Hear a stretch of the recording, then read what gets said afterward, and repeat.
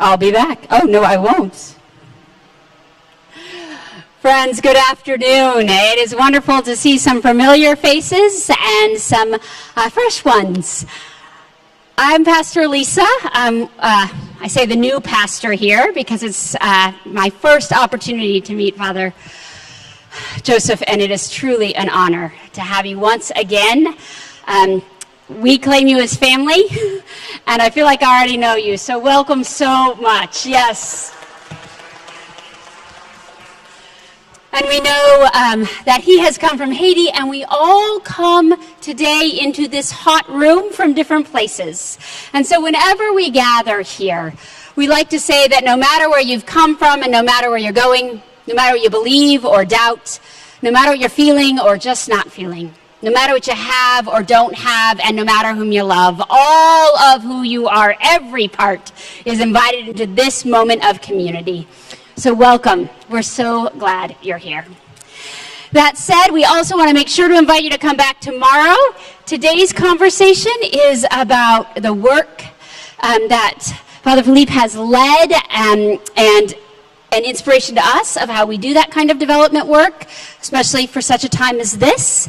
And tomorrow we'll talk about the faith in worship, his faith and how that has led him into this work and fuels him even to this day. So we want to welcome you to both of those and to any way that we can support the transformational work that happens because you said, yes, Lord, here am I.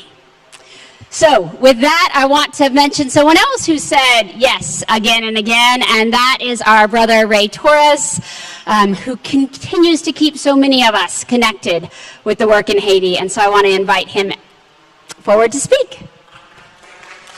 Thank you.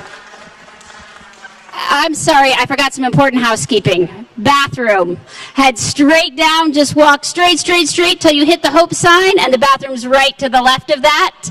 We have some water out here. Don't hesitate to grab some. I've got more if we need it. And there's a fridge outside, so feel free to come back anytime and just drop off food there. That's the housekeeping for the moment. Great. Thank you, Pastor Lisa. Okay. So, I, along with Rodney Shanka, co-chair the First United Methodist Church of Germantown's Haiti Committee, and we met Father Joseph almost 30 years ago now, when our church decided to twin with the Peasant Association of Fondwa. And so we went to Fondwa, and Father Joseph founded the Peasant Association in 1988. And he told us his vision to make Fondwa a model for rural development throughout Haiti. And then he says, I'm also talking to peasant associations about a bank for the organized poor. And great.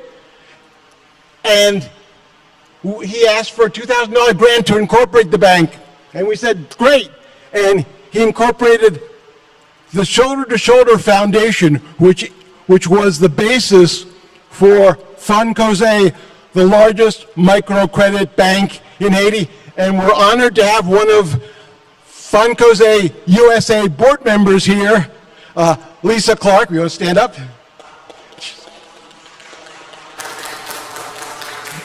And also a former board member of FONKOZE USA, our church member, Beverly Lucas is here too.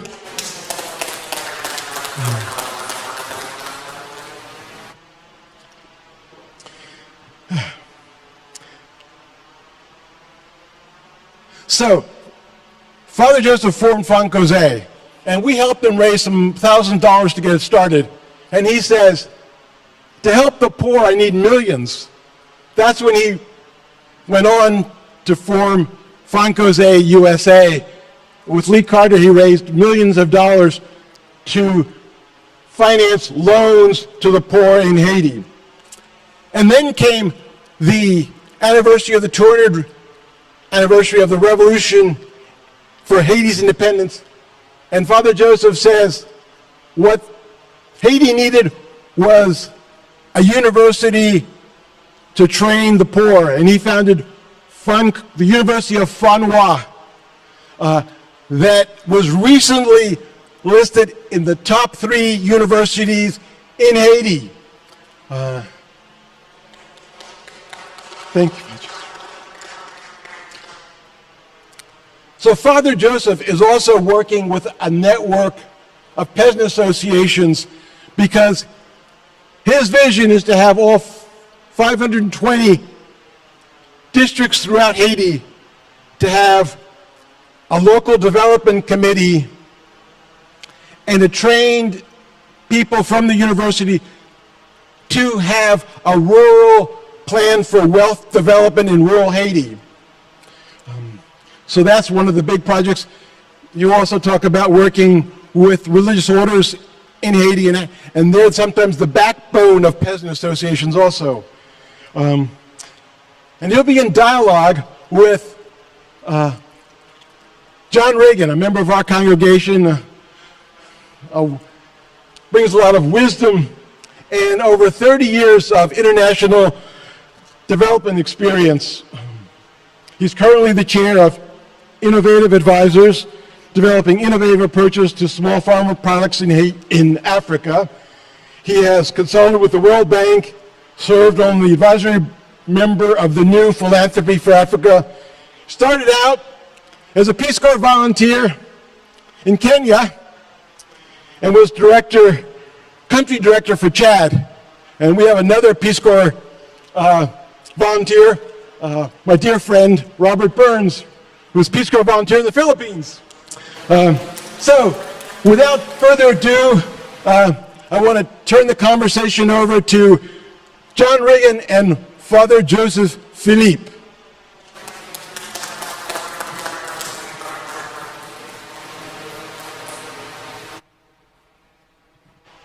Thank you, Ray. You're welcome.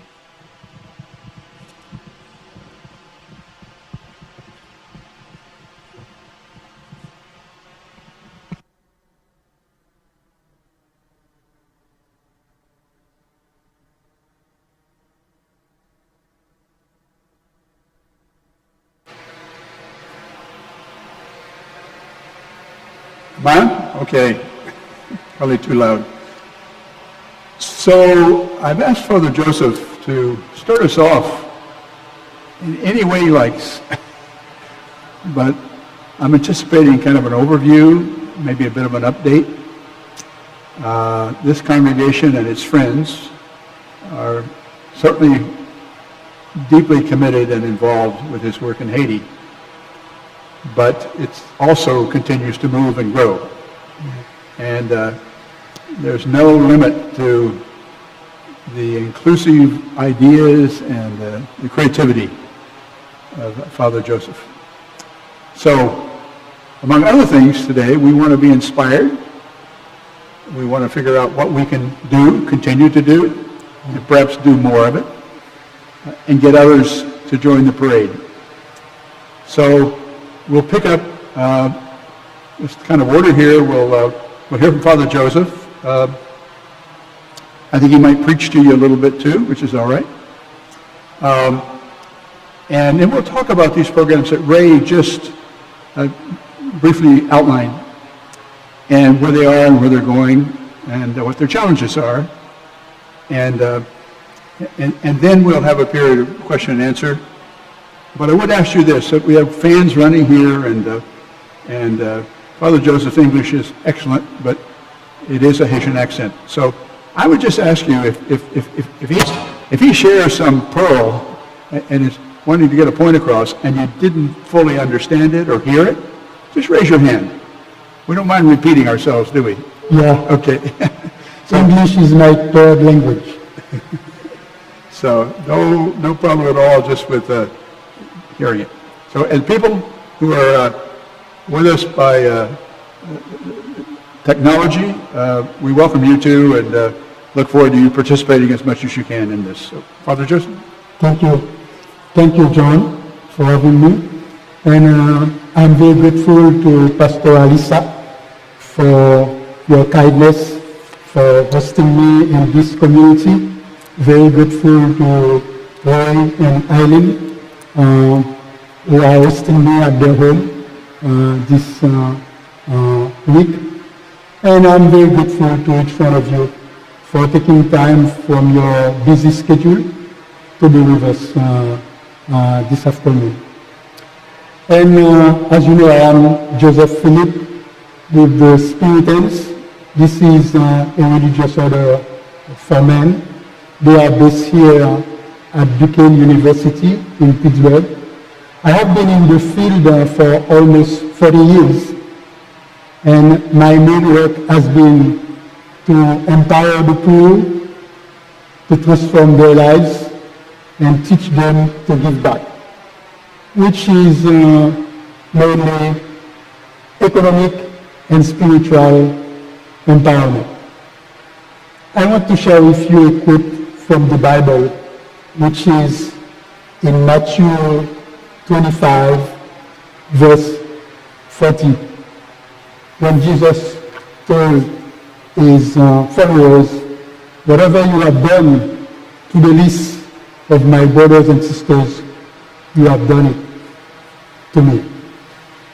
And Pastor Alisa was trying to make a difference between my spirituality and my work. But for me, they are like the both sides of the same coin. They mix together. But FUMCOG is really in the heart of what I have been doing in the last 40 years. You are a sign of encouragement for me. You are my energy. You are my hope. And because of your solidarity, of your friendship, of your generosity, I have the courage to move forward no matter what. You know, it's good for me to remember that the FUMCOG community, even though it has its own problems and its limited resources, but they are walking with me like God is walking with me in my journey. Do you want me to say more? I have a question. That's my job. We talked about this as a dialogue. Yeah, okay. More, I hope hearing more from Father Joseph than me. So we're in a church, and we're with a priest. And the question almost leaps to mind. So did you have a calling? I know you're from the rural village of Fondwa, to start with, but did you have a calling that God was going to send you to do this work, or were you mostly focused on becoming a priest? I am like Moses. Now I can say that I have a call because I have seen what God has been able to accomplish with me.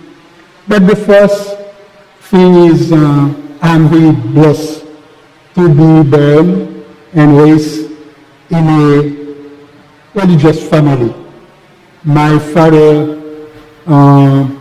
he died in 85 at 62 years old. He was a catechist.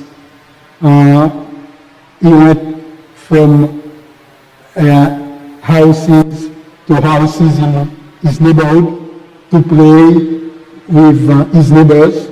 There are times as children, he woke up us, at 4 to join him to play with the people. And I think my faith is the greatest gift that I have received from my parents. But it's a family who has limited resources, and after elementary education, I have to become a teacher to educate young people to get some money to go to high school. And later on, I have been trained as an accountant. And but when I was 7, I wanted to become a priest. I didn't know what the hell it was that. But I realized because my parents were very poor, I had not only to be trained as an accountant, to have a job for a few years, and then to help them. But I was very blessed to have a younger brother, and I told him that I am getting annoyed because it seemed that I have received a call. I don't want to respond to that, but I need your help. I want you to learn accounting too and get you a job, and I will go my way. And we made an agreement like that. It worked, you know, and my brother is the one who has helped the rest of the family to be here in the US. And my mom is turned 99 this year. I was just with them. And wherever I am in the US, I'm trying to come here to say thank you to the community of FUMCOG, you know, for being with us in this work. And as you know, in the last 40 years, I started with APF, the Association of the Peasants of Fondwa, in 1988, whose mission is to reinforce the local grassroots organizations to create wealth in Haiti. And in 1994, I realized that economic power is the one which can really help to promote democracy in our country. I wanted to democratize the economy of the country. And I set up a microfinance institution, FONKOZE, which becomes the largest microfinance institution in the country. And in 1996, I have founded the religious order for women, the Sisters of St. Anthony of Fondwa. And in 2004, I have funded the University of Fondwa. It was a gift from APF, the Association of the Peasants of Fondwa, to the rest of the farmers in Haiti. We do what each community, we have 572 rural communities. We want each one of them to have a small team of specialists, an agronomist, a veterinarian doctor, and a business manager to work with them permanently. As you know, human resources is the key to development. And later on in 2013, I realized in order to keep my work going on, to create a network with all of the 4 institutions, APF, the University of Fondwa, the Sisters of Fondwa, and FONKOZE. We call it Father Joseph Network. And recently, we have the Hilton Foundation, who was trying to help the native religious orders in Haiti. They have selected this network to help the native religious orders in Haiti.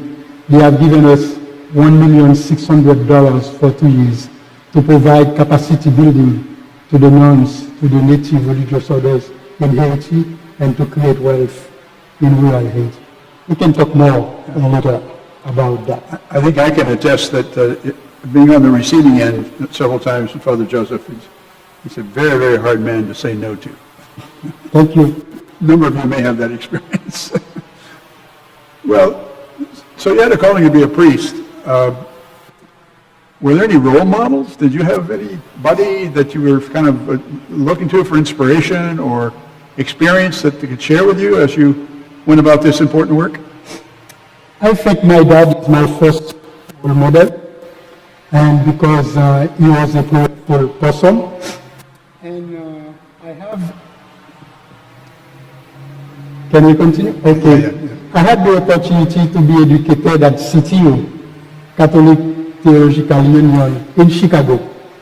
When I was there, I realized that my biggest dream is to go back home, to rebuild the country.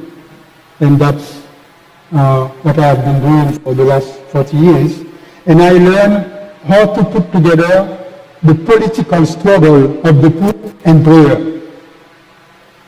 How to put the two together. And in that sense, I have a lot of teachers, Methodist teachers, Jewish teachers, Islamist teachers, that they are all contribute in what I am today. But I have a priest, my former provincial, Antoine Riggan. He died in 2003. He was one of my mentors. Because the Spiritans were expelled during the Valiers in 1969, and he came to the US in 1972 to work with the Haitian refugees all over the US. And then we have the last one who has influenced me a lot is an African-American priest, a Spiritan. His name is Albert McKnight. And he has been doing the same work that I have been doing, to put together economic struggle and spirituality. But he has failed, and I have been successful. That means the student has to be greater than his master. And the greatest thing about him, he has summarized his spirituality in 5 sentences. And this is something that might help you in your own spiritual journey. The first thing is, I know me. To know yourself, to know your resources, to know your giftedness, to know your limits. I know myself, I accept myself. Not many people can accept or are willing to accept themselves for who they are. I know myself, I accept myself, I love myself, I forgive myself, and God lives within me. Each one of us is God's temple. And God wants to use us to create a better world, a better society where there is justice for everybody. And we can say that my father is my first role model. Antoine Riggan, the former provincial of the Spiritans in Haiti, and Father McKnight. The 2 of them have passed away. Please. I have you now, who are my hero, who is my hero. You have me, we have Pastor Alisa, you are all my heroes. Because of the sacrifice that you have been doing to stay connected with Haiti, no matter what. And from the work that I have been doing, I know how to solve the problems of Haiti. I know how to do it. But we are just lacking the resources. The human resources and the financial resources. And we want to rebuild Haiti one community at a time. Each community has resources that can create job opportunities and business opportunities for everyone. As a matter of fact, I am looking for sponsors who want to sponsor one rural community in Haiti. It costs $275,000 for a period of 5 years to do that. What we will be doing first is to get the community organized, to put all of the leaders, community leaders together, the local authorities, the local grassroots, and the professionals that we are working in the community to put them together. And we call it LDC, Local Development Committee. And whenever I come here to the US, I learned something. Recently, I have learned that there is here in the US Local Development Corporation, which is similar to our LDC. They are all over the country, but you know them better than I. But in our strategy is to select 3 high school graduates, 2 girls, 1 boy, to send them to the University of Fondwa to educate them and to send them back home to their home communities to work together with the LDC to identify existing resources in the given community that can create job opportunities and business opportunities for everyone. It's not a magic. We can do it, and we have started to do it already. Yeah. We're just looking for people to help us. Well, we're going to get into some of those things in detail, I hope. And Yes. Father Joseph, to look, by the way, I love your insight about calling comes from looking back. Thank you. I think that applies to me and maybe many others. Yeah. All of a sudden you discover, having searched and wandered and tried. I'm wondering about beginnings, because all of us can celebrate the amazing work and the great impacts that you've had in your work already. Now, if you measure that against the needs of Haiti, it may not impress you that much. But if you just look at in terms of the sheer accomplishments and the volumes, I wrote down somewhere just in terms of FONKOZE USA and its good work and what it's allowed you to do and all the other supporters.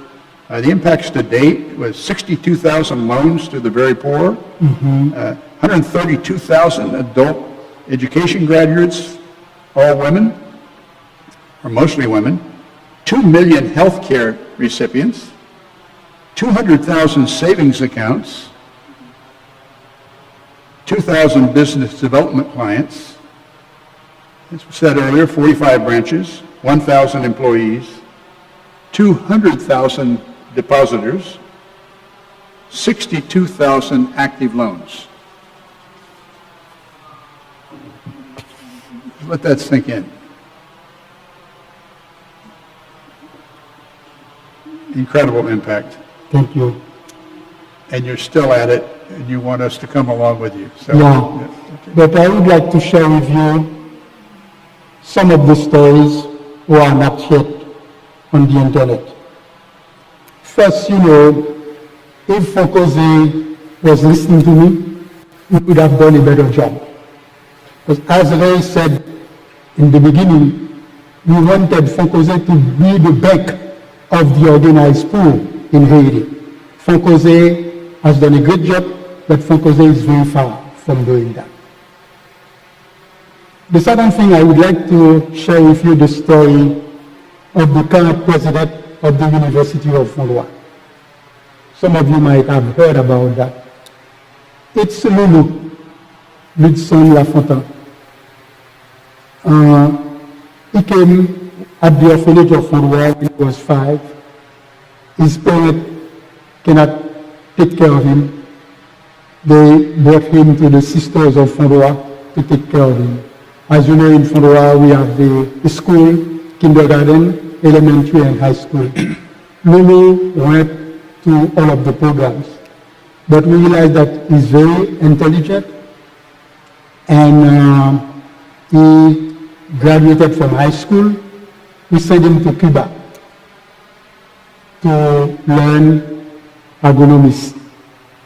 But in Cuba, he has to stay there for 6 years, first to learn the language, Spanish, and to go to the agronomy school.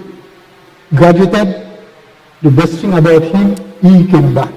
Not like many Haitians, when they leave the country, they forget about their roots, and they don't care about their motherland. But Lulu has chosen to come back. And he worked with us in the Fondwa community. At the time, we had a project financed by Caritas Italiana, a church organization, which has given to us $500,000 for 3 years. We have a farming production program.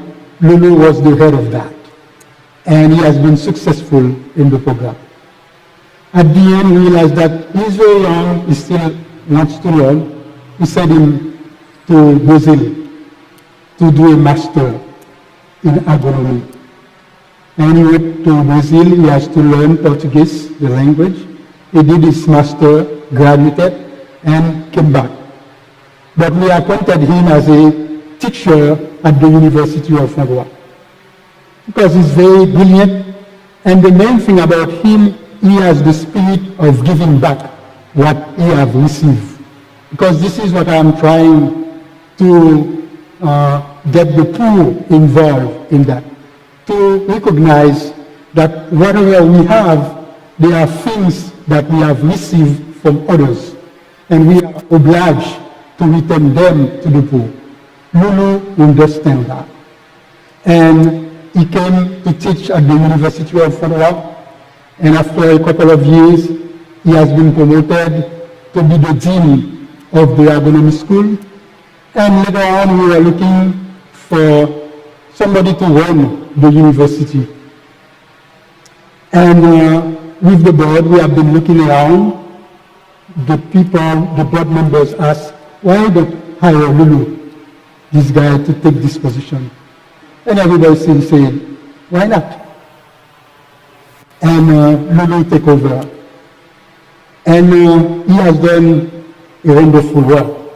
And as I said earlier, we put together our spirituality and the work that we are doing.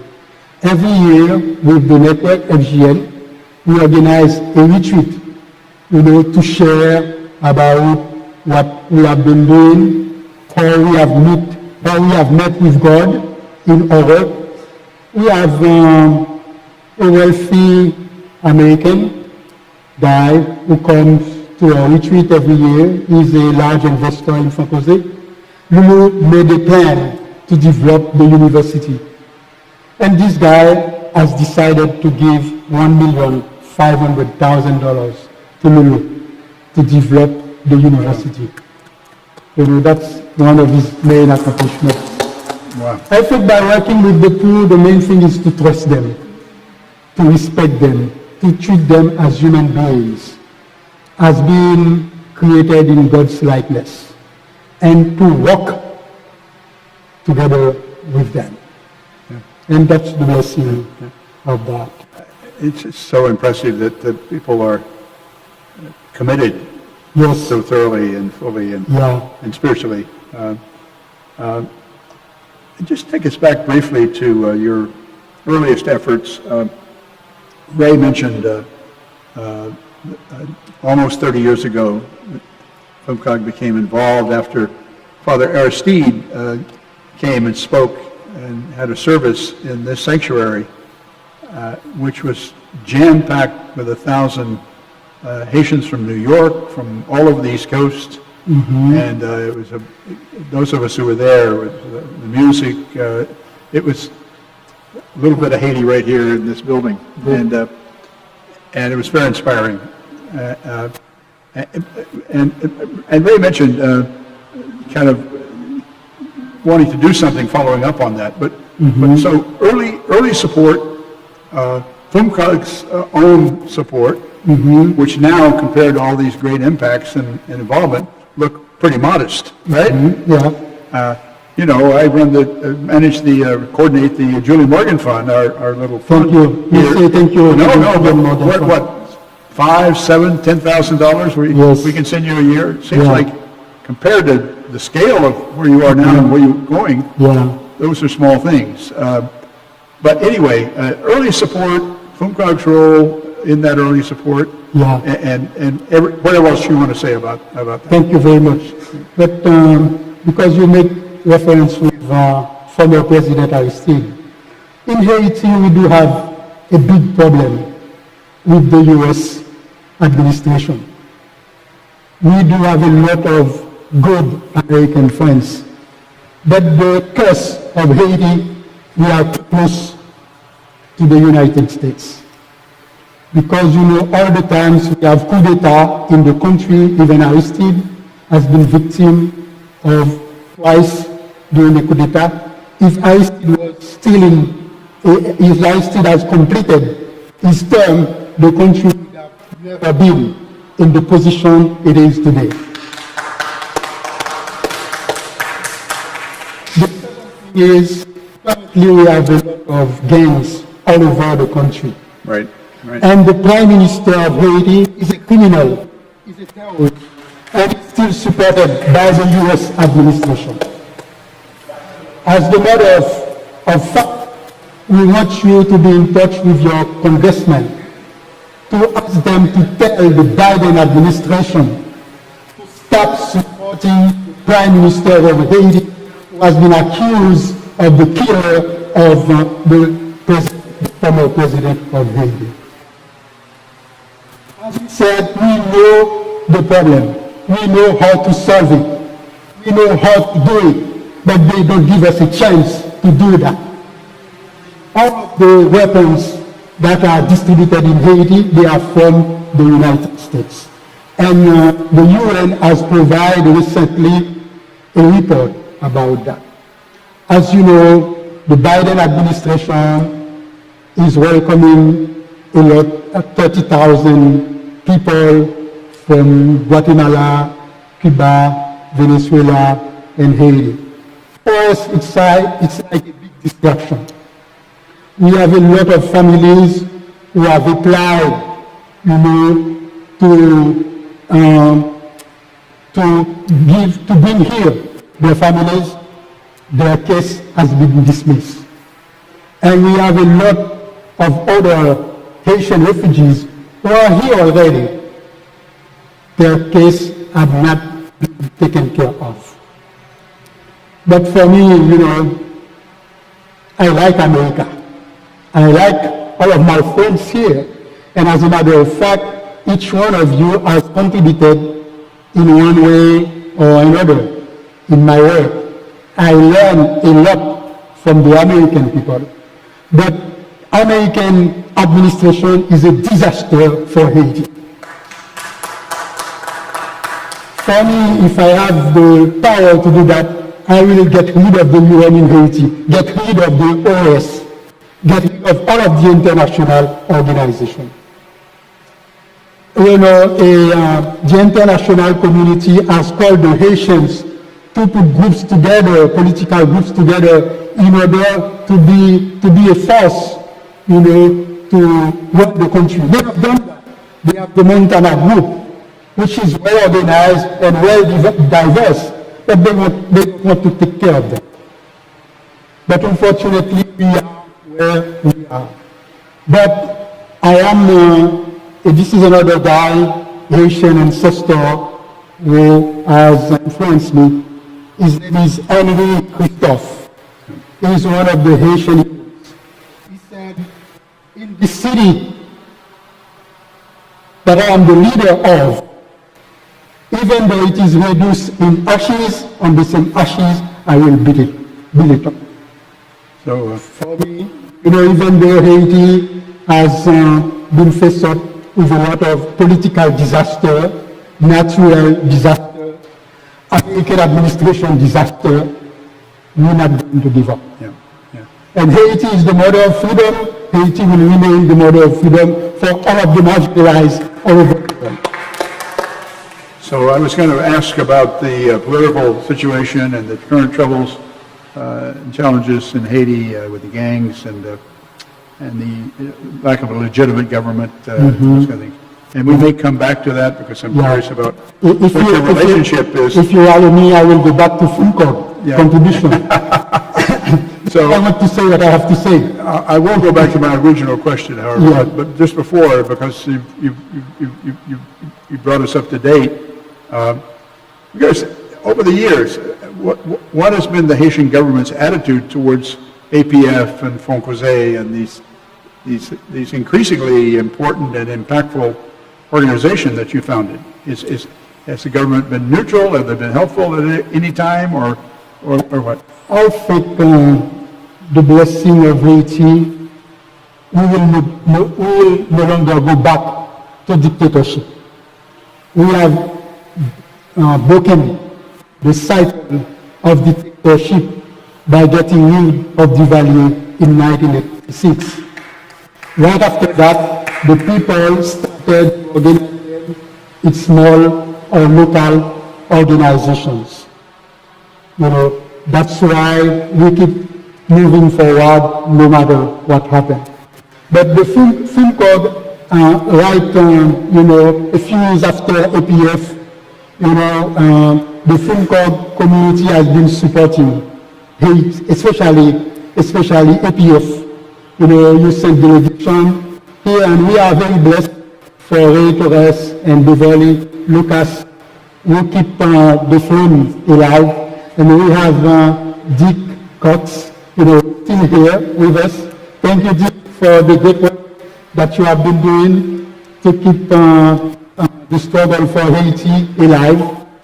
And that means FUMCOG in one way or another has helped us. But the Haitian government, when we need official paper, they give it to us. Yeah. Yeah. But they cannot refuse to us. Like we need to recognize APF as a non-profit working at the national level in Haiti. They give us this paper, and pay taxes like any organizations. But when I'm out, I talk about what I'm doing, but not everywhere. Yeah. But we cannot say that the Haitian government is supporting. If the Haitian government wants to do something for Haiti, they should put in the budget of Haiti. That means the Haitian budget should be made up by the amount of the needs for each communal sections. That means we have 572. If we are looking for 572 millions, 1 million should go to each one of the communities. Okay. And that with the money, they will help the local organizations, the local community to do the job. Lisa, did you have? Can you take it out of your pocket? Yes.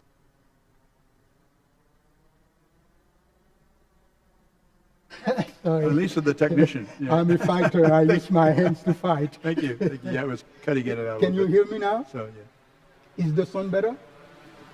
So I could just say parenthetically, and all those who've been directly involved in this good work at FUMCOG and have been to Haiti multiple times, our youth, so many people went, and I can tell you that it's made a lasting impression on everyone who's had that experience. Mm-hmm. So we're the beneficiaries in terms of our own service and spirit and what we've gained from it. And I hope we're not finished yet. So, two things I want to say. First, we do have a website for each one of the organizations. For APF, it's apfhaiti.org. apfhaiti.org. For FONKOZE, it's FONKOZE, FONKOZE.org. FONKOZE.org. For the University of Fondwa, it's Fondwa.org. And what we have been doing in my work in Haiti can be replicated in all of the poor neighborhoods here in the US. The first thing is to get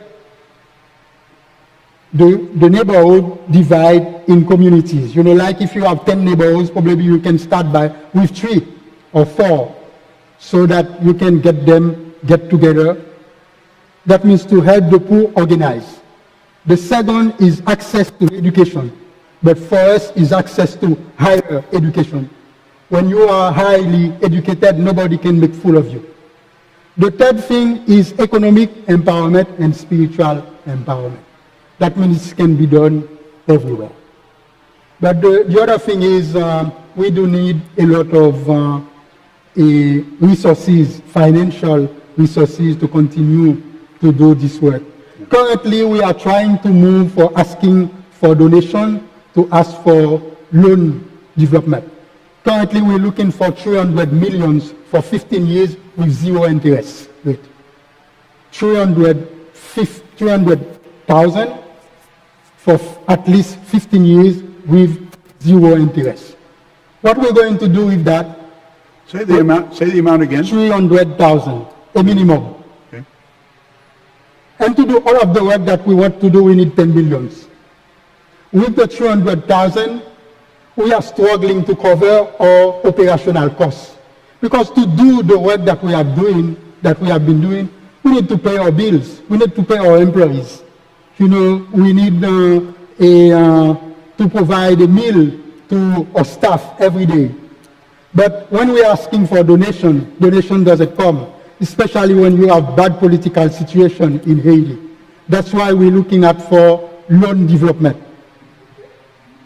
Where we can build office places to rent it to other institutions in Haiti and use the rental money to cover operational costs. Currently, we do have a space where we can build about 6 office places. We have already started. We are very grateful to Ray who have invested, sorry to say that, $50,000 for 10 years without any interest. Let us applaud them. When I say Ray, I say I do too. Yeah. Okay, but I would like other people to follow Ray. I hope that in the trust fund of FUMCOG, Alisa will not listen to that. They will look at how to respond to this name. I was going to, kind of at the end of this, towards the end, I was going to ask about the ask. The ask? All fundraisers have an ask, and sometimes they like to come at you in waves, like small, medium, and large. Mm-hmm. But we'll get another chance to come back to that maybe. Yeah, but if I can say one thing, it's an investment. Not only you're investing in transforming the lives of the poor in Haiti, it's an investment for yourself to get a better use of your own resources. It's like a bank, you put a coin and later on you can collect it back. That's why I have read the gospel passage at the beginning. Whatever you do to the least of my brothers and sisters, you have done it to me. So I'd like to dig in a little deeper to each of these major programs, ending up with the Father Joseph Network, which is a very interesting and innovative way to pull all these efforts together and plan the future, as I understand it. But, things don't leap into existence by just sitting in a room and thinking. Yes. It involves right. a lot of steps. And I'd like to start by focusing a bit more on FONKOZE. Now, many of us who've worked in the developing world, in my case Africa, over many years, are very familiar with microfinance institutions, and some of them have grown into billion-dollar yes. banks for the poor. Mostly we give credit to Muhammad Yunus in Bangladesh as the inspiration and founder of this whole kind of concept of the rural bank. Grameen Bank. Grameen Bank, thank you. And I'm wondering about how you would describe the FONKOZE origin story. Who was coming up with that initial support? And in fact, did you get any inspiration or help from Grameen Bank? Later, I started it without knowing if it was a microfinance institution. But my main concern was economic empowerment, to democratize the economy of Haiti. But the financial resources of Haiti is in the hands of a few people who own everything. But for me, that's why I want the poor to get organized. Even though somebody in the group may not have 1,000, but if we are 1,000 people, each one brings $1, we reach 1,000. And if some of us are in business, we can make loan to the ones who are in business and use this money properly. But the fact is, for me, it's still a homework for FONKOZE, to give economic power to the organized poor. When you have money, nobody can give you $10 and ask you to burn tires on the street, or to go to stone the cars, or to organize street demonstrations for their own sake. But for me, because I was grassroots oriented, and I invite a lot of grassroots organizations to sit down to see how best we can put a financial structure in place to empower economically the organized poor. And because we were at that time under a military dictatorship, we realized that we cannot call it a bank. we have to come out with a kind of secret name. And we realized that FONKOZE is a kind of secret name. You know, it's the first idea came, we realized that the farmers in the countryside, when at the end of the day, they got together, they burn a bush, you know, fire, and tell stories, you know, about the community, about their great parents, to tell stories, you know, successful stories and failed stories. And for me, this is the place, you know, to learn from the poor, to see how they have organized themselves to continue to survive no matter what. That's why we brought the idea of solidarity loan. We realized that because whenever you want a loan, you need to provide credential for repayment, because the lender needs to secure his repayment. But we think that first, if it is the bank for women, because, sorry the man, you know, when women are in power, you are blessed to have a woman as your pastor. We need to applaud her. Yeah, when women are in power, most of the times, everybody receives a piece. You know, that means we think first, it's a bank for organized poor, but organized women. And to secure repayment, we say that they have to have a group of solidarity of 5. That means whenever one fails, the other 4 have to contribute. This is what we have learned from Mohamed Yunus. He said rather than having in his methodology, than having a group of 5, you can have a group of 50. You know, that means you will give more loans at once and receive more repayment at once. But we started to organize loan center in FONKOZE, you know, and Loan center? loan center. Mm-hmm. You know, that means you might have 10 groups of 5 solidarity loan. Mm-hmm. We bring it together to create a loan center of 50 women. Okay. And I want to share with you a story. That's why I said when we are working with the poor, if we are so wise, we can learn from them.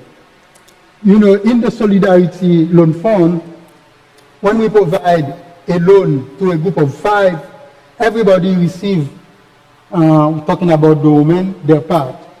You know, but when it comes to repay, if one fails, the other 4 has to contribute. And even if a member dies, they still contribute to repay the loan amount. Sure.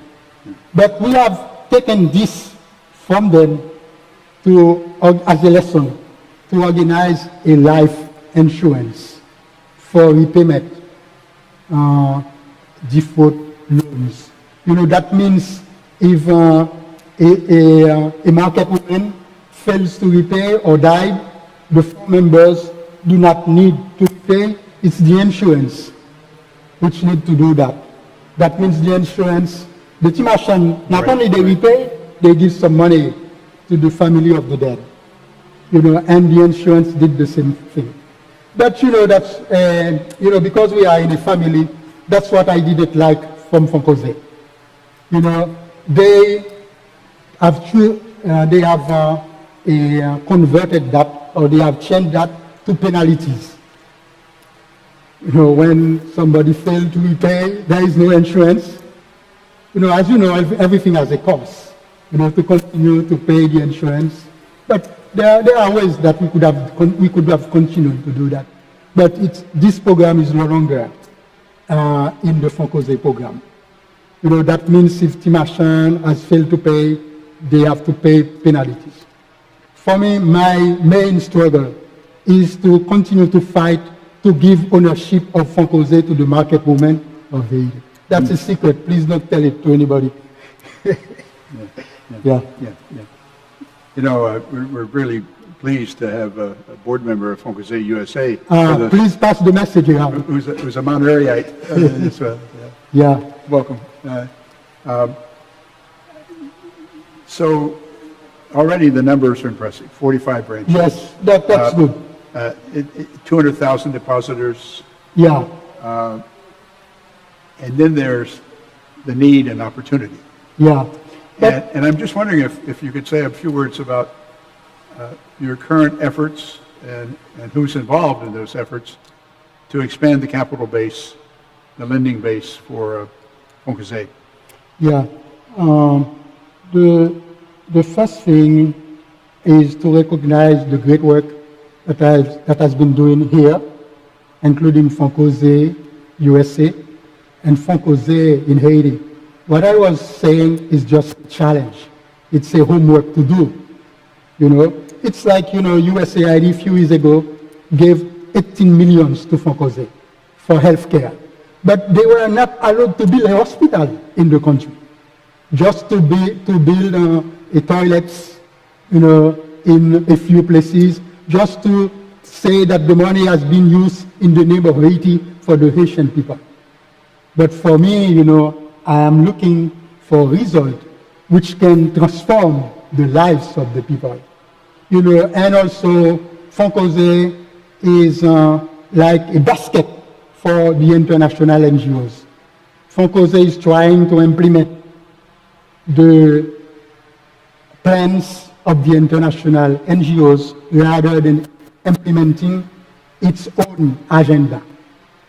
And for the board of FONKOZE USA, one of the things I will suggest you to help us to do is whenever you raise funds for FONKOZE in Haiti, send it to them to increase their shares in the FONKOZE shareholding company. Because at the beginning, FONKOZE was the number one, but now we have the Digicel company, who is the number one. And Digicel is business. It's the largest cell phone company. And that means you can continue to help the bank, but give the money to the foundation so that they can increase their shares in the shareholding company. They can continue to provide healthcare. They can continue to provide literacy, and things like that. We're still hoping to make of FONKOZE the bank of the organized poor. But FONKOZE has its own structure. First, Its own? its own strategy, its own leadership. Mm-hmm. As you know, there are 4 entities in FONKOZE itself. You have the foundation, which is the mother organization, created in 1994. You have FONKOZE USA in 1997. You have the shareholding the shareholding company, FONKOZE SA, created in 20. And we have a SFF. It's the microfinance institution created in 2004, which is the implementing branch of the SA. But they have a capital fund committee, to raise funds for especially if people want to buy shares and we want to support them. But they are still looking for shareholders. But my main concern is to find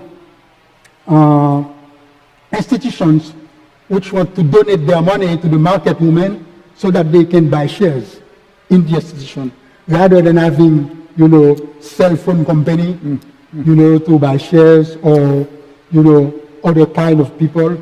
We want to cook for ourselves.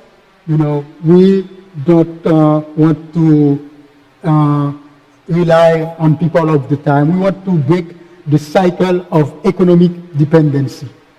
Even though we're looking for help now, but we don't want to be in a situation of receiving help all the time. Yeah. Mm-hmm. Yeah, and Ray? Microphone. Okay. Oh, Do we have the film? Okay, just one more question about FONKOZE, and then do the clip, the film clip. Okay, good. Mhm. So the need is huge, Yeah, the need is and huge. the number of worthy women's groups or all the things, small businesses, Yeah, agriculture exactly. businesses, all these things that Especially are- the are local. critical. My target is the local organizations Yeah, and the market women.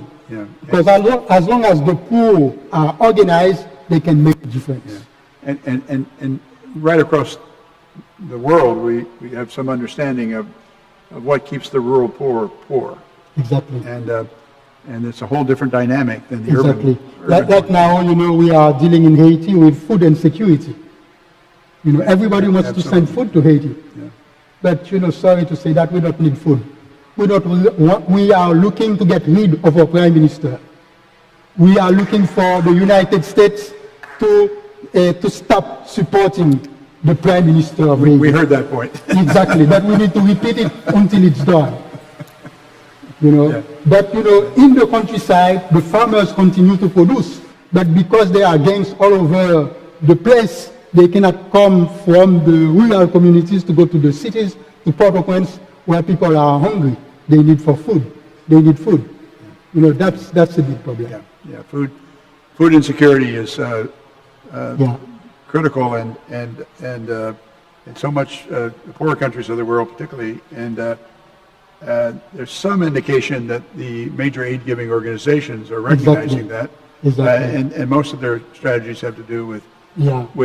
strengthening commercial agriculture. And in my work in Kenya, we like to say that in the future there's only one form of agriculture, and that's commercial agriculture. Exactly. If I may, I want to share a short story about FUMCOG involvement in our work. We were looking to fight against food insecurity, but we don't want to give food to the people. We asked FUMCOG for some money. They have donated $5,000 to us. And with this money, we have provided more than 500 jobs in the community to help the farmers to get some money to buy food in their given community, not to go other places to buy food from outside of the country. To help them, that's why we want to give them economic power to get rid of poverty, to solve their hunger problem. Yeah. Okay, let's go back to Ray. So Ray, why don't you? But thank you very much for your attention and for willing to continue to get involved with us in this challenging work in Haiti. We're not finished yet. Yeah, okay.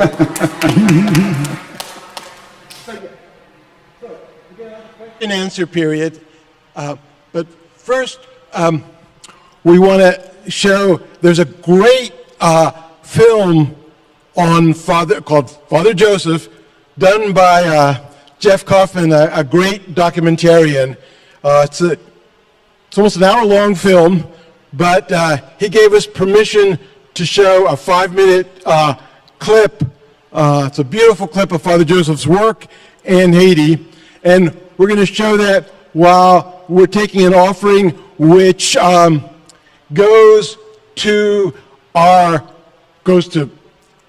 the Peasant Association of Fondwa, where this church is committed to our small part to lift up the Peasant Association and the work of Father Joseph. So the ushers will come around to collect the money for the Peasant Association of Fondwa, and the clip from the full-length award-winning film will be shown. Thank you. Thank you. And for those people also online, donations can be given to FUMCOG with Haiti in the memo line, and that money will go directly to the work of Father Joseph. So, and checks can be made out to FUMCOG with Haiti in the memo line. Thank you.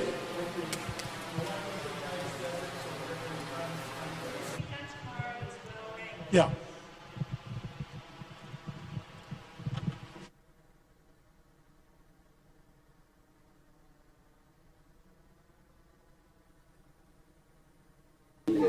Et pour nous faire Fondwa, venir un modèle. Oui, modèle. Pour toute l'autre zone, t'es qu'à copier sur nous, pour être capable de faire zone, venir même j'avais. Oui. Maintenant, et moi, je pense tout, c'est du fait que nous-mêmes, nous pas de gouvernement. Oui. Nous pas de ONG. Ouais, ça que pour faire, nous rassembler ensemble, nous organiser, nous faire. Moi, je dis, il y a des gens qui raconter l'histoire, oui. Ça l'autre nous fait. Oui. Mais nous-mêmes, nous faisons à point. Nous faisons nous. As a child of Fondwa, and my parents are farmers. My mom is a street vendor woman, and my dad was a farmer. He died in 1985. Fondwa is a very mountainous community. The population is 10,000 people. They raise animals, go on different types of beans, bananas, sweet potatoes. We have been blessed to find farmers who are strong to get involved with us. But as you know, in all of the rural communities in Haiti, you can see the involvement of the government. It is zero.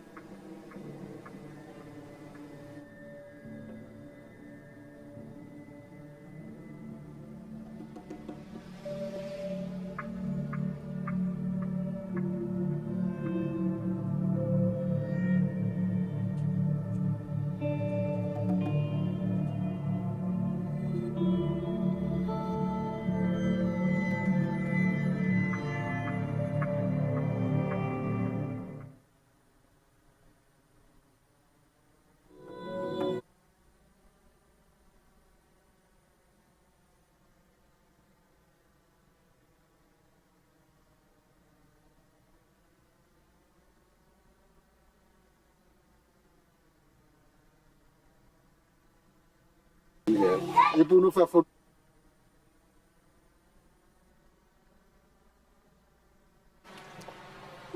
Pretty stark numbers, huh?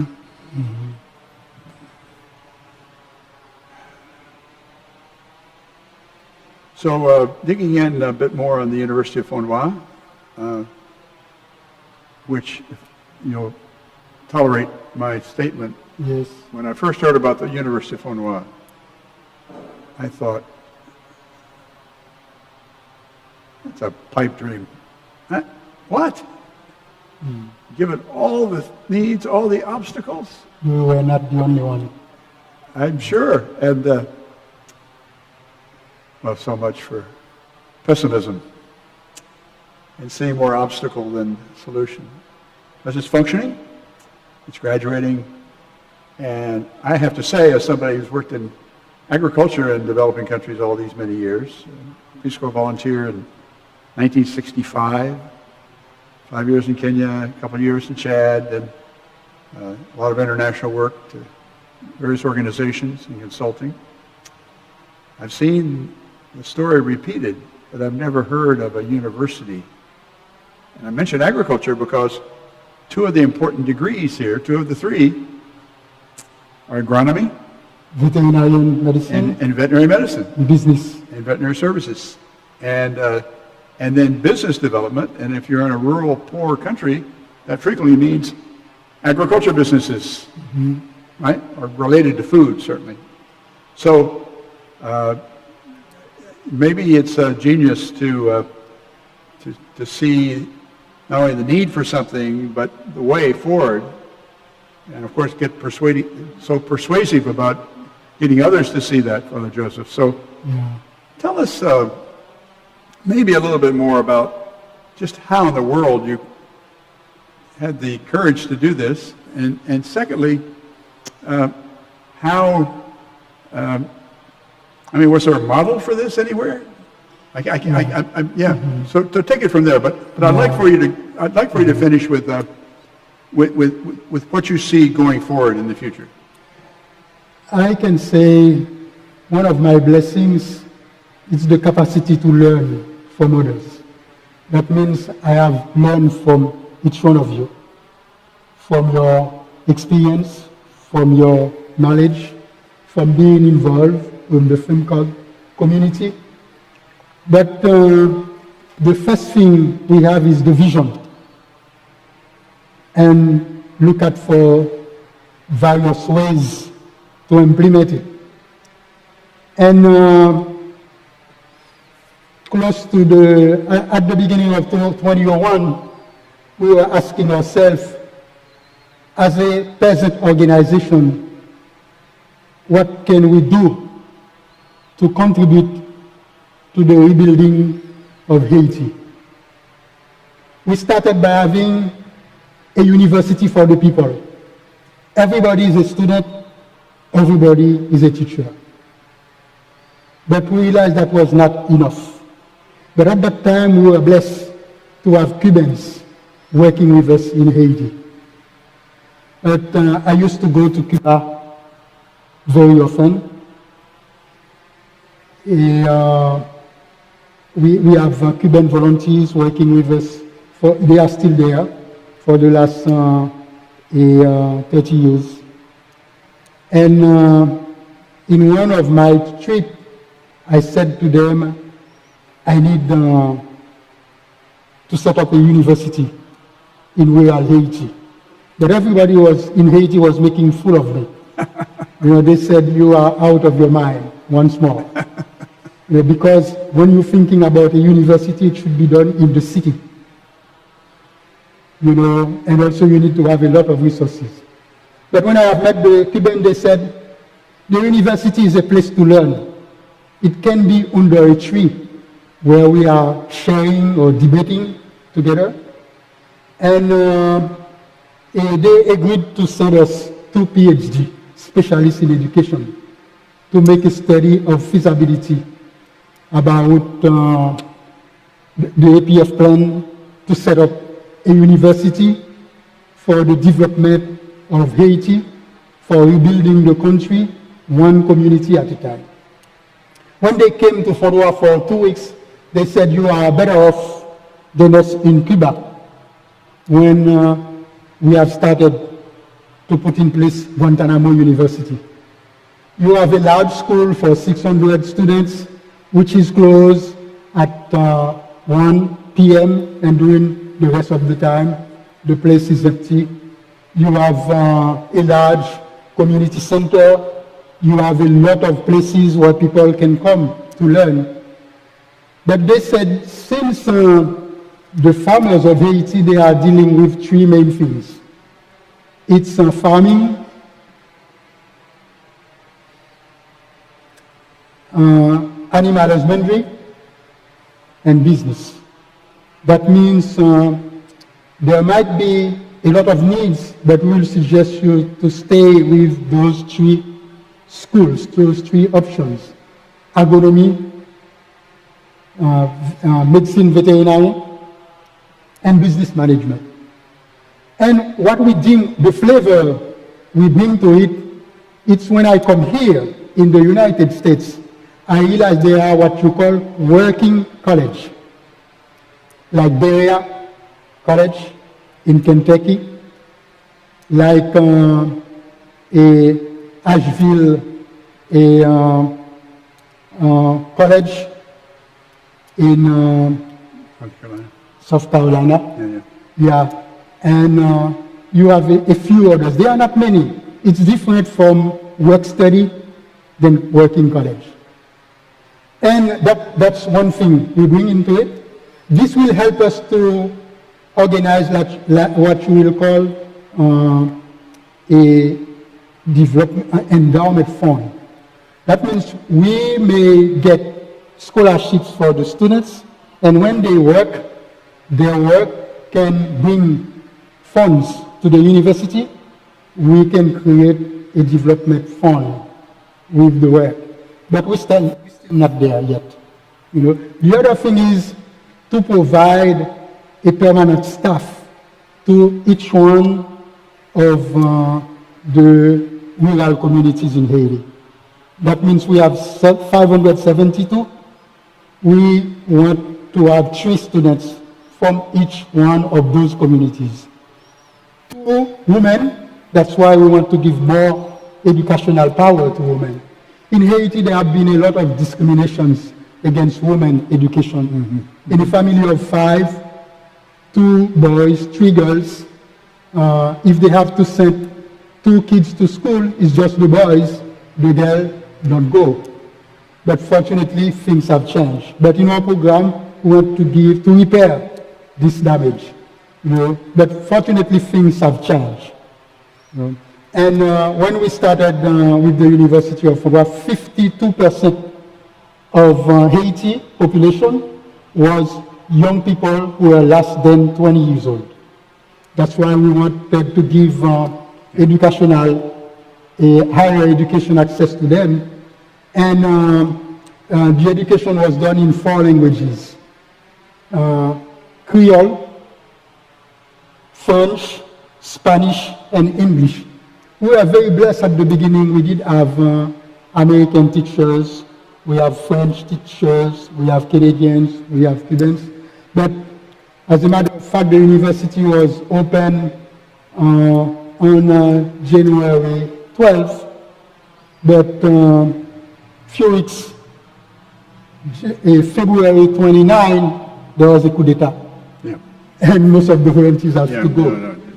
But we did have an American woman who came like executive secretary. She ended up to be the president of the university during that time. But so far, with the grant, the large grant that our American friend from New York has made, that has really helped the university. And currently we have less than 200 students. But we are very far to get 3 students from the same community, prepare them to go back to their home communities. That costs $375,000 for 5 years. That's why we need a lot of money. That's why we say we know what to do to solve the problems of Haiti. We know how to do it. We just are lacking the resources. Father Joseph, remind us how long the university has existed. 2004. 2004. That means 19 years. 19 years. And what can you tell us about the graduates? What have the graduates gone on to do? The graduates, most of them go back to their communities and help. But they are not doing exactly what we wanted them to do. Because when we ask $375,000 for 5 years to cover their education, part of it is $125,000 to create job opportunities for the graduates. And not only for them, their salary is there for 2 years, and also the type of jobs that they want to do. And there are some of them, currently there might be 10 of our staff who are former graduates, who are alumni from the university. Yeah. You think about something like veterinary services, veterinary medicine, and I think as opposed to business, training in business skills, business development, and even agronomy, is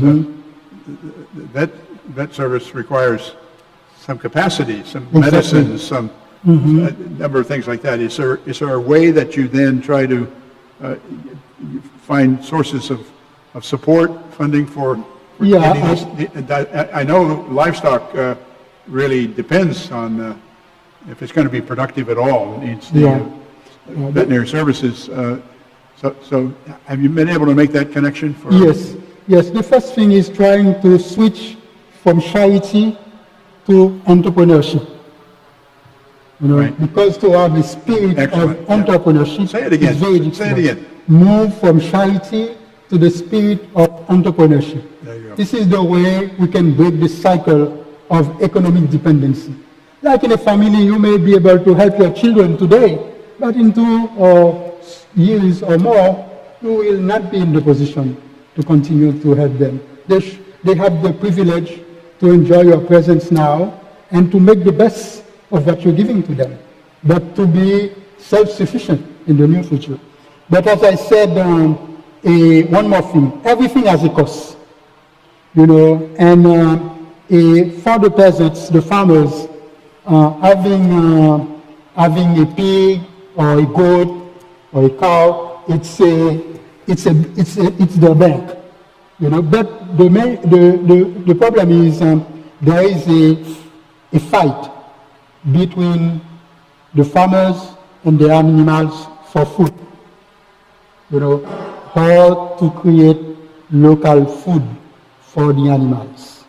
And also I have worked with the Cubans about sustainable development. Where even though you may be sustainable, but you cannot be totally independent. You need to receive a few things from outside. Like they said, in working about sustainable development, you need to find out 70% of the needs into the community. When you cannot do that, you are not ready for sustainable development. And take care of animals has a large cost. Talking about the food and also medicines. But most of the times, the farmers, they need the animals to make money. They not very often they think about investing in the animal to buy medicines, to buy food for the animals. Right. That's a training, But I think we're making progress, especially with the large grant that our American friend has done. We have a medical center for animal in Fondwa, and we provide a lot of care to the animal in the community. Well, it's wonderfully ambitious. Yes, it is. Needed it is. Higher ed. And, just the fact that, although you've been able to do what you've done on modest resources and help, it's still the third ranking university in Haiti, which says something about Haiti, but it also says something about your great efforts. I want to get to some question and answer time, the audience. We got a couple more things I'd love to dig into a little bit. On APF, we did do some work together on the business development, small business development efforts, and this was back before this last natural disaster, the hurricane, COVID, and then this political debacle, and Ray and I particularly worked on. And along with others, on trying to think through how to best support a business development center, some of the services businesses that you've already started, et cetera, that were practical services, low cost, but you made a start there.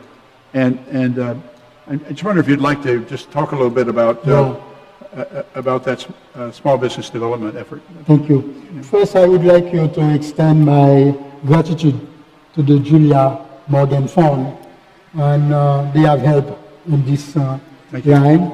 And also, FUMCOG, in its relationship with us, has been the frontliner. Whenever we have a new project, FUMCOG people, leadership sit down with us to look at all of the aspects of it and see what kind of contribution they can make. And as I said also, most of the times when I come here, I learn something. I have learned about the SBDC, Small Business Development Center, which is all over the US.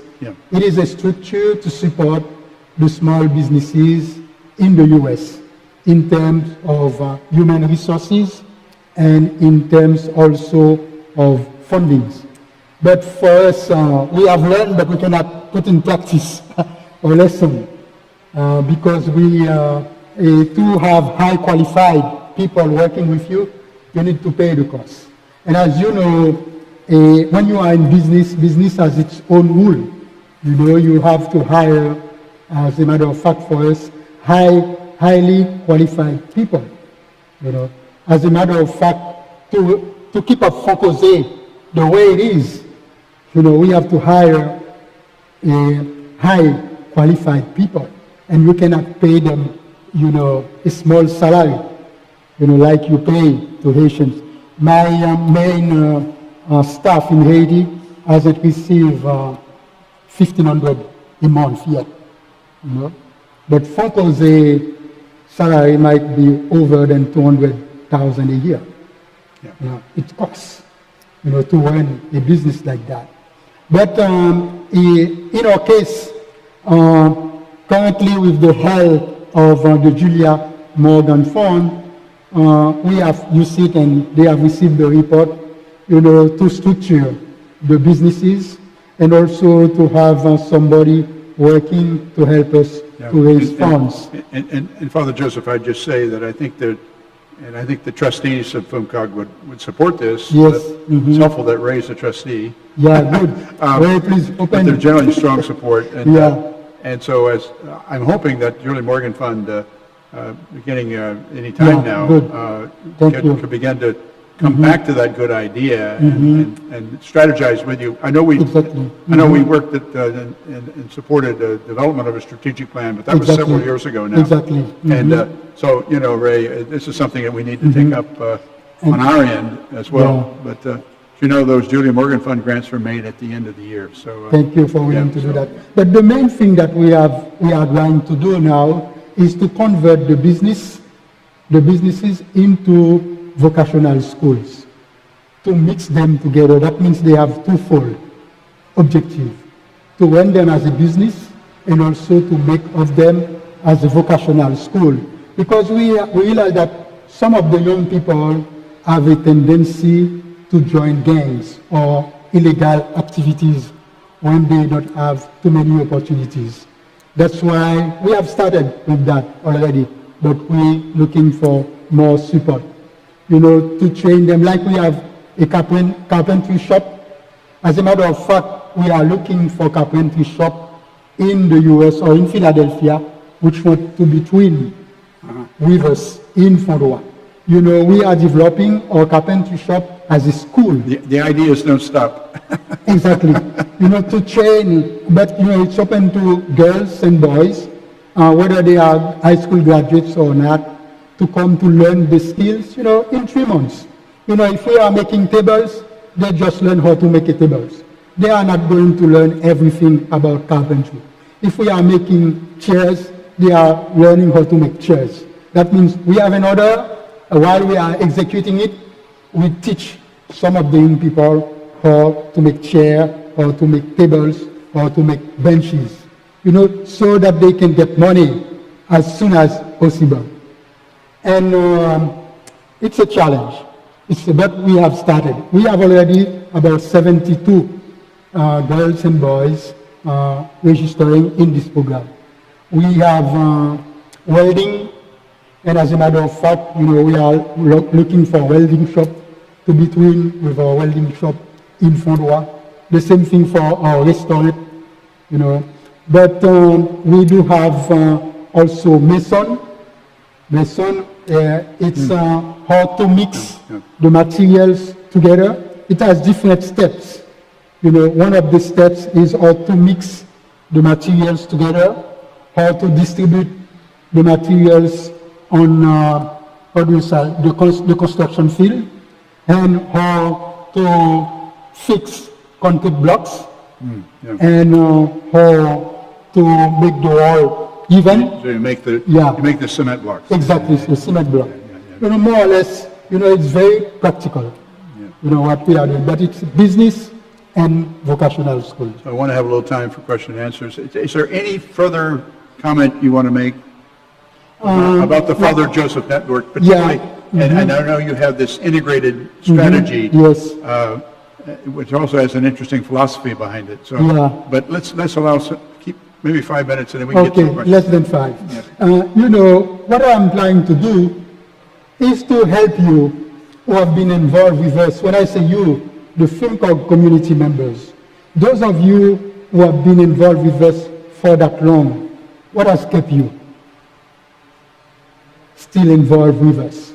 First, we want you to discover your own spirituality while you are empowering the poor to transform their lives and teach them to give back. What is the purpose of your life? It's never too late to go back to ask yourself, what I have come, what is my mission on this earth? You have the opportunity, FUMCOG has started, the opportunity to continue this work with APF, with us in Haiti. Because no matter what, we move forward.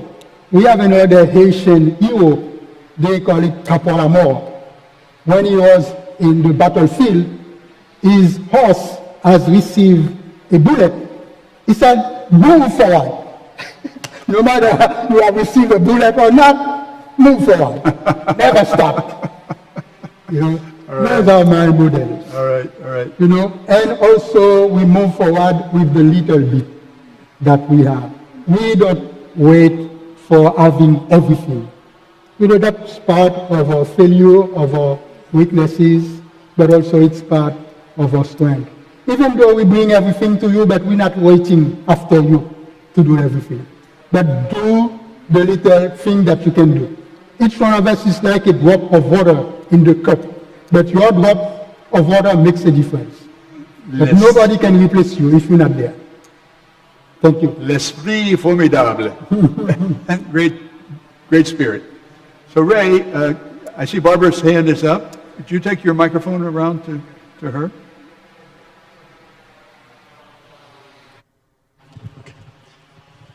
I don't know, Ray, in 2 minutes, would you share with them what has kept you involved with us in that many years? Okay. Comments or questions? Take questions. Also, I want to let you know, there's another clip from the movie that we're going to show at the end of the presentation. Okay, Barbara, thank you. Merci, Father Joseph. First of all, the money that comes from Julia Morgan is United Methodist women who control that money. It comes from women from FUMCOG. Thank you. And in the United States, when we hear the word university, we think of university as one kind of thing. And you've partially answered my question in some of the last statements that you made. Mm-hmm. But suppose I am Haitian, I'm from a poor family. I want to come to Université de Fondwa. And number one, who am I to do this? Am I a high school graduate? Am I only from Fondwa? What's the area that you take in? Mm-hmm. And what do I actually study? What would be my curriculum each day? And you partly answered that. And then how much of that time would I work at that actually during my school day? And how long would it take for me to be released from the university to do my job?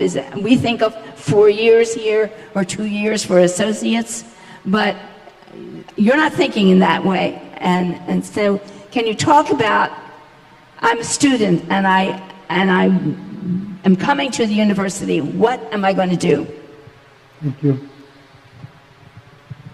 And just a little clarity first. There's two funds at the church. The United Methodist Women have given a lot to Fondwa, but there's also a separate Julia Morgan fund. Thank you very much for your involvement and for your work. But what I can say, we still have a dream. You know, we are on the way. But, you know, like I have said it for FONKOZE, it's the same for the university. You know, our main objective for the university is to have 3 students from each community village to come to study at the University of Fondwa. And currently, the project is very limited to Haiti. You know, in the sense because we are educating the Haitian youth to go back to their home communities to create job opportunities and business opportunities. Because it's expensive, you know, to get funds for 3 students from one community. We do have what we call part-time students. You know, students who come nearby from Jacmel, which is less than 1 hour from Fondwa, or Leogan, or the other area. They come and also they take rent from, they take lease from the farmers in the area, and they pay a 1/4 of the cost. You know, and when we say that we have less than 200 students, most of them are those type of students. And we are not there yet to have more women students than boy students. I think currently we might have 40% of women and 60% of men. But the students, they love the project, you know, but we are trying to not be too much emotional, because we have a goal, we have an objective, you know, we are looking for means to do that. But that means those students, most of the times, they don't have connection with the local organizations in their community. For us, part of our main objectives is to have students sent to the university by their local organizations. Exactly. And as I said, it has a cost. But most of the times when they graduate, we are blessed, they work with local organizations or other non-profit in the country. It's still a challenge for us. We hope that very soon that we can have a stable political stability and have a government which can include the budget of the community villages into the national budget, so that we can reach this objective. And as you know, like if we have large organizations like USAID, IDB, if they wanted, rather than giving money for doing nothing in Haiti, they could say that in this program, I will sponsor 10 communities, meaning 30 students, you know, for 5 years. And you know, that's like a token for them, but they will never do that, because this is not part of their strategy. Their strategy is to keep us hungry and poor. And for us, we have to fight against that. Right. Other comments, questions?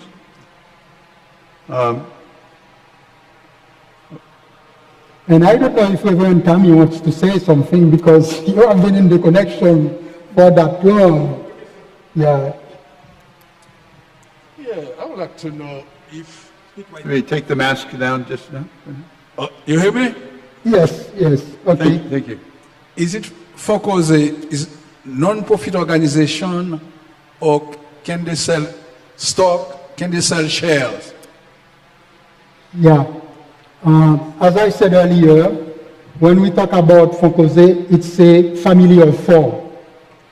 First, we have the foundation, which is a non-profit in Haiti. Second, we have FONKOZE USA, which is a non-profit working in the US according US law. And third, we have a shareholding company, FONKOZE SA, where people can buy shares. And we do have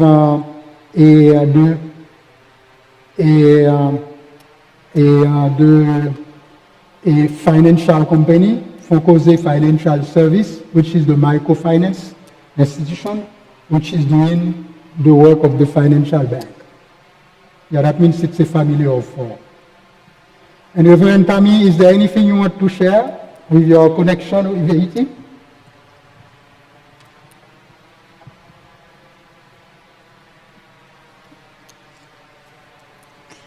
Good afternoon. Good afternoon. This is completely an unplanned conversation, but I do have to say that one of the things that, I'm Pastor Tammy Scalise. I was an associate pastor here several years ago, and when I arrived already with a passion and a vision for Haiti, and so it was a beautiful connection when we got together. And so I had an opportunity to work here with First United Methodist Church of Germantown and their partnership in Haiti. We took a group of youth and adults, team of 16 people, I think it was, if I remember, to Fondwa, and had an opportunity to visit Fondwa itself, to visit the university, to understand the work that they're doing. And I have to tell you, what Father Joseph has done is absolutely phenomenal. I think one of the things that I want to highlight is this vision that he has, or that he's developed, for community development.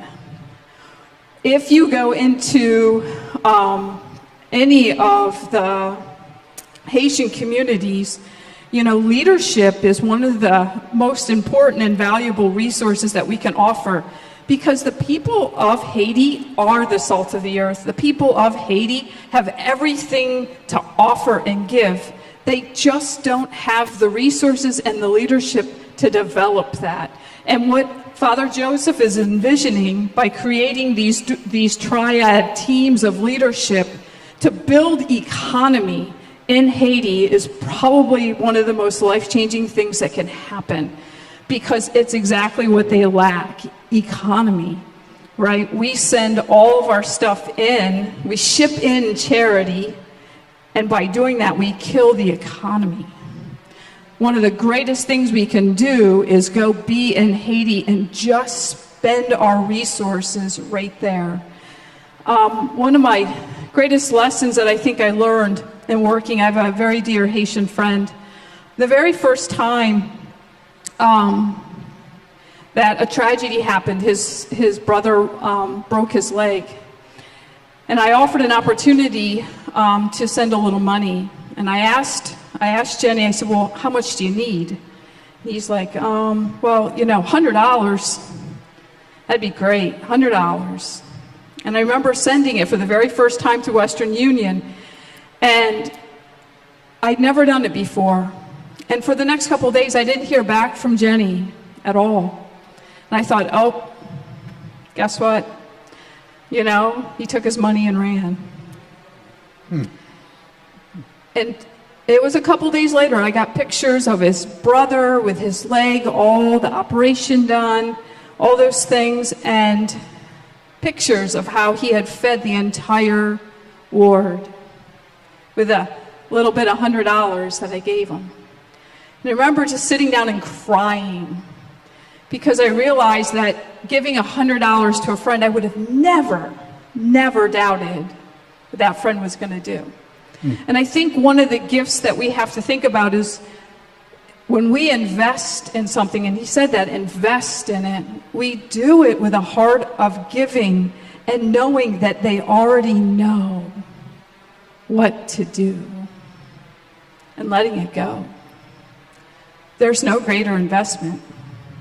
What we store in our storehouses is not helping anything. But when you invest in somebody with a heart and a vision, that's when we see life-changing events happen. I never question now when I give money to somebody. I never ask them, well, how did you spend it? What did you do with it? What was your return? Because I know the return is already fruitful and bountiful. And so I invite you to join with Father Joseph in just such a vision of giving. And not having to ask, well, what is the return? The return is in the life-giving act that begins with love. Thank you. Thank you, Tammy. Thank you very much. I think, as I said earlier, FUMCOG has opened the way for you, the FUMCOG community. It's beautiful to find the meaning of your life by involving with FUMCOG in transforming the lives of the poor in Haiti. The best thing about FUMCOG is the ability to send delegations to Haiti, to Fondwa, to see the progress. That means today you can come and see that we have planted 10 trees, and when you come back you will see the trees and you will see more. And like John said about the small businesses, when FUMCOG through Julia Morgan has invested with us, now the businesses are well structured and they become vocational school at the same at the same time they remain a business. You can see the progress. But the main challenge is to discover your own spirituality while you are staying in connection with us. And as Pastor Lisa would say, and says very frequently, amen. Amen. Amen. Amen. Amen. Thank you, Jesus. All right. So, Father Joseph told me before we started that he would have a little bit of a message for us at the beginning with his wonderful Bible verse, and he might have something at the end. Do you have a brief one that you want to send us off? I think I might have said it earlier. So, don't waste your time on this earth. We have a mission. God has opened his arms to be with us in our journey, to find the meaning, the purpose of our life. For me, you have been very helpful to me by joining me in this journey. That's why I want to come back to you to say that we are on the right track. Don't give up. Continue to move forward. But make sure while you are helping us, you find your legacy. You find the meaning of your mission. Because for us in Haiti, the only way we can keep moving in this situation, it's by recognizing that God is with us. God is walking with us. And God will never abandon us in this struggle. Because our God is the God of life. John 10:10, I have come to give you life and abundant life. Thank you. Amen. Amen. Amen. Okay.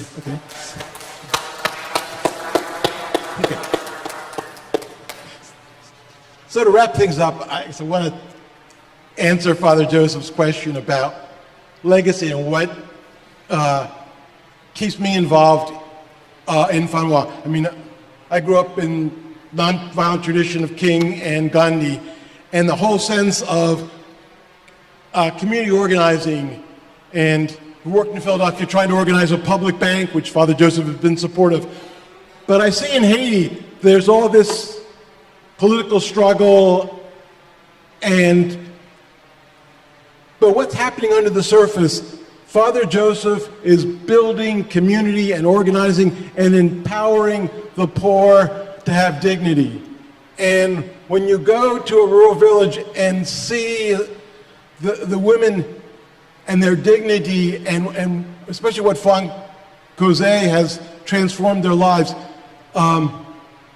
it really drives me forward and sort of what's kept me involved with Father Joseph in Haiti. Thank you for coming, and we're going to show the final clip to wrap up our program. Thank you. Thank you.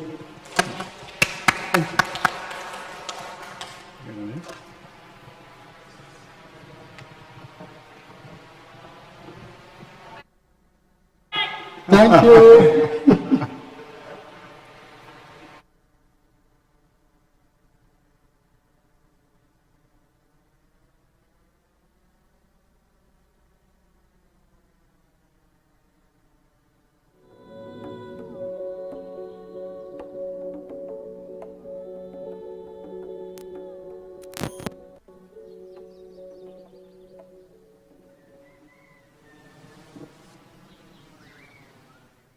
Let me show you how we started after the earthquake. Mm-hmm. After the earthquake, you know, we one of the first buildings we rebuilt was the radio station, because it was a way to communicate. If you are alive, call the radio station and to say to your friend or to your mom, to your dad, that you are still alive. You know, it was after that we started to build the homes of the families for them. We have rebuilt already about almost 200 houses Bon, bah écoute, oui. Avant, compliment. Ciné. Ça qu'a fait. Nous là, la Kembe. Yeah. After the earthquake, I thought that I would have rebuilt everything in Fondwa after 3 years, you know. And probably God has lessons for me that I have to learn. Sometimes support comes from where you are not looking. We just got funding to restart construction of a primary school. The value, the quality, the power of the work that we are doing in Fondwa, it's a model for the country. For me, it's a lesson of courage. It's a lesson to continue to move forward and to never stop. The thing about Father Joseph is he's very inward. I mean, he's always happy. He's always cheerful. He's always looking at the positive side of things. But he's carrying such a big burden that every now and then I would think I could get him to unload that burden. You can't. He doesn't want to do that. And that means that he is a lonely man in a lot of ways because he carries all this stuff on his own shoulders. I don't think he feels loneliness in the same way that you or I do, because he feels that he's very much in the hands of a God that loves him. I don't think a lot of people have that kind of faith.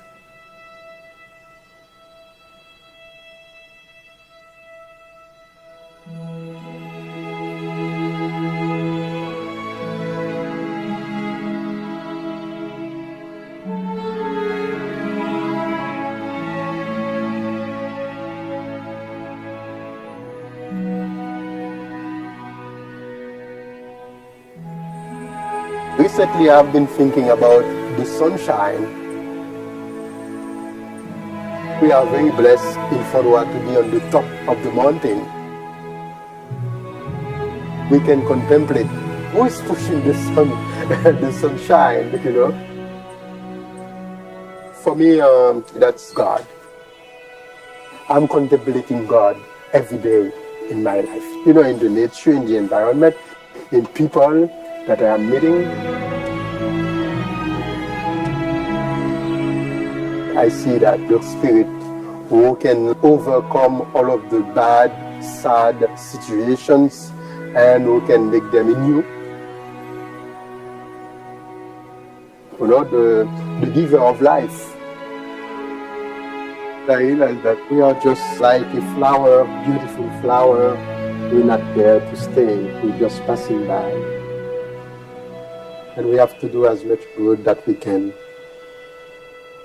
Today belongs to us. Tomorrow belongs to God.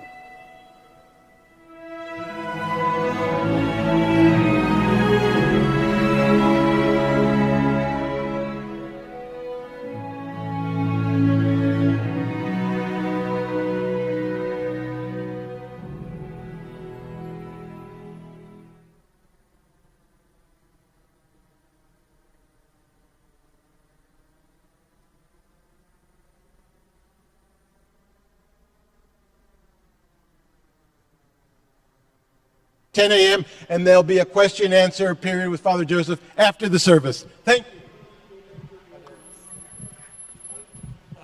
I'll call you, give you